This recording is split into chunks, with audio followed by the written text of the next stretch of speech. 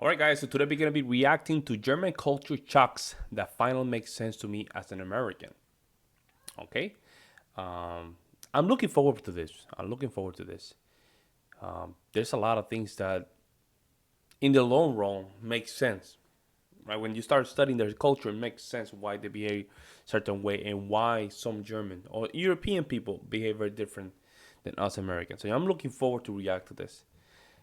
Let's jump. My second trip to Germany, and there are going to be a lot of vlogs that are going to show you guys what my experiences were like and some very different culture shocks this time that I had versus the first time. And that's actually what this video is going to be about. Culture shocks that I didn't understand before that finally make sense to me. We're going to go through a list of them and kind of break down how I found the culture shocks that I experienced to make a lot more sense. And I actually have a list right here on my iPad, and I'm going to kind of read them off and talk about them a little bit. So if you guys can, just go ahead and drop a like on this video, subscribe, all that good stuff. I was very shocked this time around for sure, and I got a very sharp dose of German culture that I didn't get before for several reasons. One of them is because I decided to venture out and explore outside of Cologne, or Köln. I explored outside of Köln, and Köln, I can't pronounce it right, and I've been practicing for a while. Point being, there's some points I wanted to talk about. Number one, and we're gonna get right into it, and some of these might make you guys a little upset. Maybe some of you guys might agree with what I have to say. I have to preface this when I make videos like this because they are, at the end of the day, my opinions, and they're not factual or non-factual. These are just how I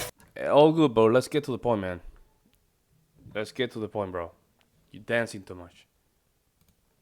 Street and just certain etiquettes and whatnot, noise levels and all that other good stuff. That's not really going to apply to a big city like Köln, because once again, it's a big city, and Cologne is known for being the most accepting place in Germany, from what I've been told. I could be wrong. Let me know in the comments down below. So, the very first culture shock for me that made sense: the Deutsche Bahn. I have so many words for the Deutsche Bahn. I'm gonna try to keep it brief because I want to move on to these other points, but let's talk about that really quick. The first time I hopped on the Deutsche Bahn was my first time in Germany earlier this year, and it was really cool. The car was quiet, people were super nice, and it was a very amazing experience. It was an amazing experience this time, being able to ride the Deutsche Bahn. Now, one thing that I got from my subscribers, from a lot of you guys watching this, were complaints about how the Deutsche Bahn was not punctual. It wasn't on time. It became very aggravating. It really started to conflict with people's schedules, and I'm like, dude, it's not that big of a deal. Trains are late. That just happens. And now I understand why you guys told me that, okay? Not on one occasion, or two, or three, or four, or five. It was more like 9, 10, maybe 12. Damn, for real, man? Knowing that the Germans are very strict on time, that would be a huge shock to me. Because we know here in the United States, most of the times, the train, if you're in New York City, the train most of the time would not be on time, right? Most of the time would not be on time. So you take that L. But Germany, man, I would not expect that from Germany. That's crazy. Maybe 14 times that the Deutsche Bahn either was extremely late or just didn't show up at all. It was crazy. So I had to really finesse and finagle my schedule around the Deutsche Bahn. That is the dark side of that thing. Now, I told you guys, the Deutsche Bahn got a mind of its own. Like, when it shows up, it shows up. If it doesn't, it doesn't. There's always construction issues or hardware issues on the actual train itself, or some kind of delay for some mysterious reason. It's incredibly insane and very aggravating. And at first I'm like, okay. And then I'm like, I get exactly why people were telling me the Deutsche Bahn it'll put you in a particular mood. Because it wasn't just me that was upset. Of course, the locals were very upset in all of those situations that I was in. So just to say, I had a bone to pick with that train company just because it's not reliable if you're trying to get somewhere on time. It's not reliable. I'd say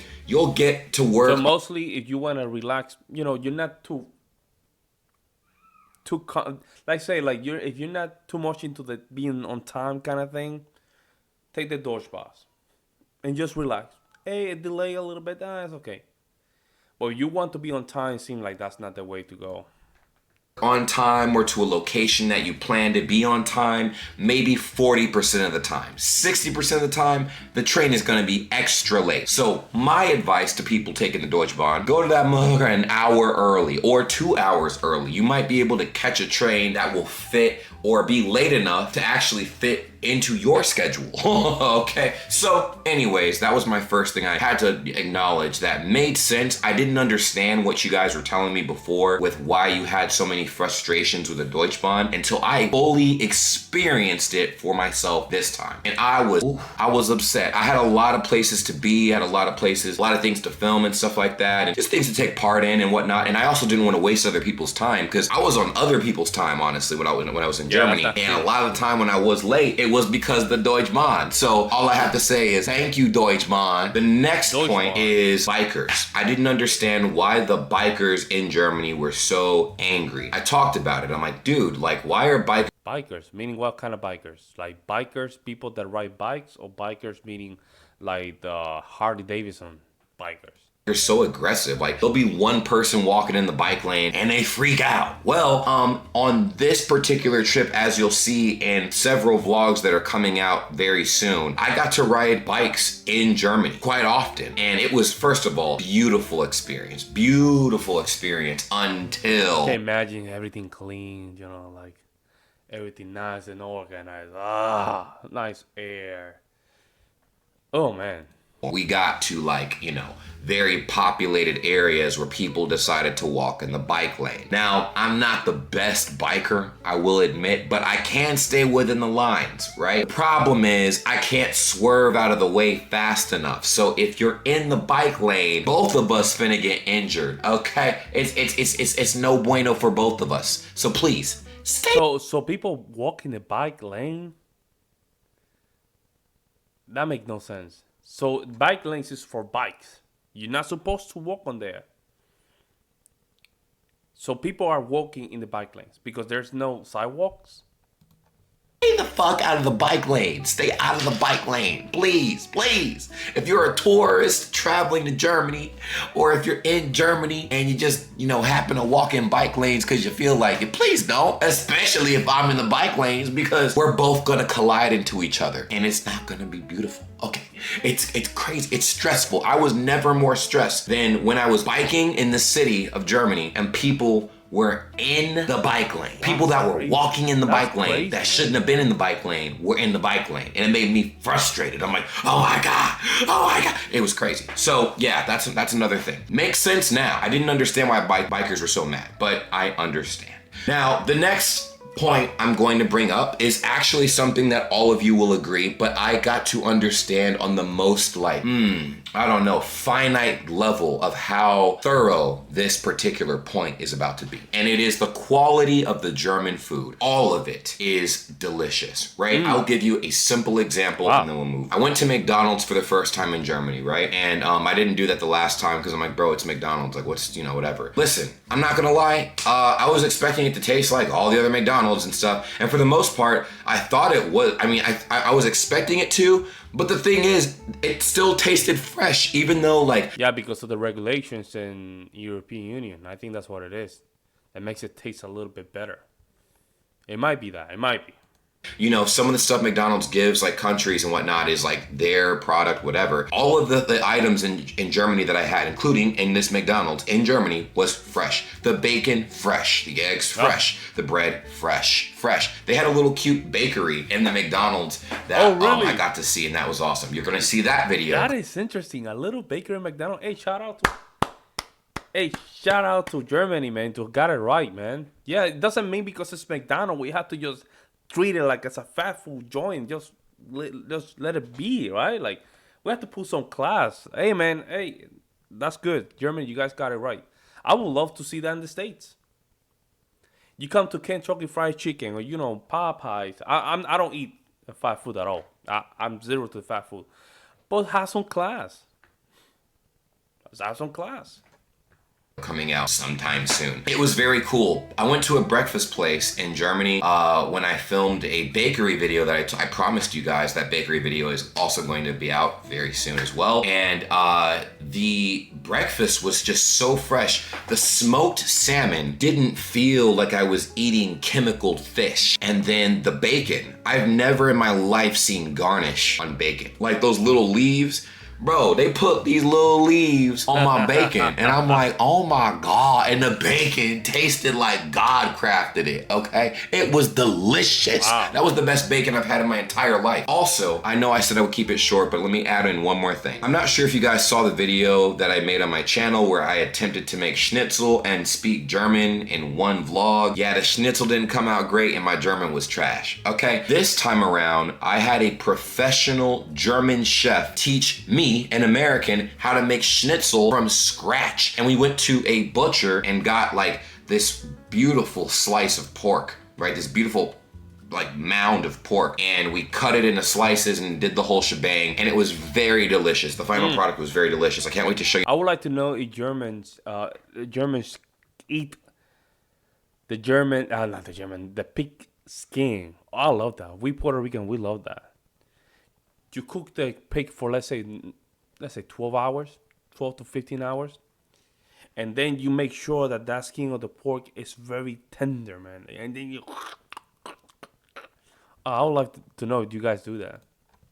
You that video, but all to say the ingredients were fresh, nothing felt artificial or anything or processed, and I loved the country 1,000 times more for that. I loved it the first time I was in Germany and ate food, but I ate way more food this time arguably than I did the first time, and it really, like, my body loved it. There was not a singular thing that my body ingested where my stomach wanted to do a backflip. Like, nothing that I ate had my body questioning itself. That's good, in every other country I've been to, my stomach does a backflip, some way, shape, or form, but not in Germany. The food's good. Yeah, I went to Italy. I ain't gonna lie, man. I went to Italy, and sometimes my stomach wanted to do a backflip. My stomach was bubbly a little bit. And Bulgaria, it might be it might be that my stomach is, it's not good receiving this kind of food, right? But I haven't really eaten Germany yet. So that's in the list. Next point, the clubs don't close early. And that was a culture shock. As you know, your boy went to Gamescom, which means your boy also got invited to some parties. I partied my ass off, not gonna lie, I partied my ass off. Now, I'm gonna make a side note, a little statement for some people that I saw making comments on some other YouTubers' videos that I happen to be in, either in the background or as maybe a feature in their videos. People are saying that when I laugh, right, my mouth moves and I smile, but my face is stale. I partied so much. I went out and filmed so much content and stuff like that. I was exhausted. So I was thoroughly enjoying every moment, but my body was so exhausted that everything from here up was like this, and then my mouth was like, ha ha ha ha. You know what I mean? Because I was trying to really be in the moment, but I was also exhausted at the same time. Hey man, good. Your cheeks think exercise. So that's a good exercise for your cheek, man, and you just keep you a little younger. That's good. Anyways, I digress. The clubs don't close early. We went to this one place and it closed at like 5, 6 in the morning, bro. I went to Bootshaus for the first time in Cologne, and that was the most intense club I've ever been to in my life. Then I went to Experion, which is obviously not a club, but it was a place to party. They shut it down and invited a bunch of creators over there, and it was really dope. They had a dance floor downstairs and stuff, a nice little DJ, a lot of cool drinky drinks, and it was a great time. Had a blast. I just did not expect the clubs to close after 2 a.m. Now Korea, a lot of the clubs. Yeah, because that's very common in the States, right? There's some places that they go underground and they just say if there's people still in the bar, they're not gonna close it, but by law you're supposed to close by 2 or 3. I remember in Puerto Rico. So here's how we used to do it. We are at the bar between 2 or 3 in the morning, right? And then after that, we just go to the beach and then we continue the party. That was back in the day when I was in college. That's how we do it. And then we were partying until 8 o'clock in the morning and then go to school at 9. Yeah, your boy used to do that. Not good, man. Not good. In the long run, that's not good. I did that a couple times, and I said, "Nah, I'm not doing this, man. I'm not doing this." And I'm not a huge drinker either, so I was forcing myself to even do it. And all of a sudden, I stopped cold turkey, and I didn't do it anymore. But that's how people would do it. Stay open until like 9 a.m. So I'm like, oh, cool. That must be one of the only countries in the world that has clubs that close after 2 a.m. Nope, I was wrong. Culture shock. Germany, their clubs close pretty late too. And the people party way harder. Oh my God, the people party way harder. People in Korea party hard and stuff like that. But I finally got to experience a weekend in Germany. And that's gonna be my next point. The weekends in Germany, bro, are crazy. Now, people during the week, they work. They obviously work, they do their thing. It's very hunky-dory. It's not too crowded, especially in a city like Cologne. It's not too crowded during the day, obviously, because people have things to do, school or work or whatever. During the weekend, this was my first time experiencing a weekend in Germany. People were turning the freak up. They were partying, they were going crazy, and I loved it, bro. Like, I feel like Germans actually party harder than Americans. I had a lot of people ask me like, hey, yo, like, you've been to a lot of American parties. How hard do you think Germans party? I'm like, bro, y'all taught me how to drink in like 15, 20 different ways, bro. I'd have never handled kegs, beer, liquor. I've never handled any of that the way y'all showed me to handle that when I got to Germany this time. Y'all made How do your stomach handle that stuff, man? I can't even mix beer with wine. If I mix beer with wine, I'll be throwing up. That's crazy, man. That's another level. Like, sure, I had a good time, and it was insane. So, had a blast, loved it, absolutely loved it. Okay, here's the next one. Ordering water from restaurants. Now, the last time I was in Germany, I realized I didn't really have to do too much talking because there was always somebody next to me, and they would immediately order something, and then I would just kind of follow suit. This time, I was pretty much in the driver's seat. Every single situation I was in, I put myself in a situation to try to order the food myself. And two things I had to learn how to say because I kept forgetting them. Ich hätte gerne, which is, can I please have blah blah blah, and then also wir würden gerne zahlen, right? Wir würden gerne zahlen, which is like we would like the check. Bitte. Okay, so I had to learn how to say those things obviously when I was looking for the check, but for water, we're talking about water now. Every time I asked for a water, ich hätte gerne Wasser bitte, they'll give you a kleine Wasser. really? You might be saying it wrong there, man. Little water, little clang. It's about the size of It's about the size of this. It's like tiny. It's like this big, and they give you a little shot glass, pour your little water in your little shot. I'm like, listen, y'all, I'm almost 5 meters, bro. I'm almost 2 meters tall. I'm almost 2 meters. I'm 1 meter, like 2,90. So I got like 8 centimeters to get there. But you get me? I'm a big dude. That little glass of water isn't gonna do anything for me. So I just thought that like I had to keep ordering small bottles of water, and I kept doing that. I'm like, Entschuldigung, ich hätte gerne ein mehr Wasser bitte. And the lady be like, oh yeah, sure. And gave me like a tiny little water. Then people at my table were like, bro, like you could just ask for like a big water or a gross Wasser. And I'm like, oh, I can do that. Yeah, that's what I'm saying. Like, it seemed like he was ordering wrong. Because they will see common sense. You need more water, here's a jar. Boom.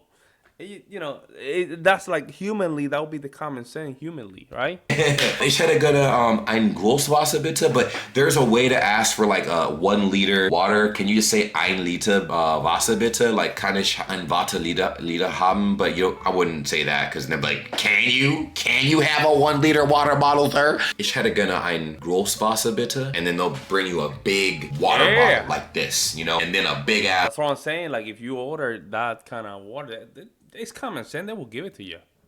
Beer mug, and then you're like, there you go. That's what you want to say. Ein Großwasser.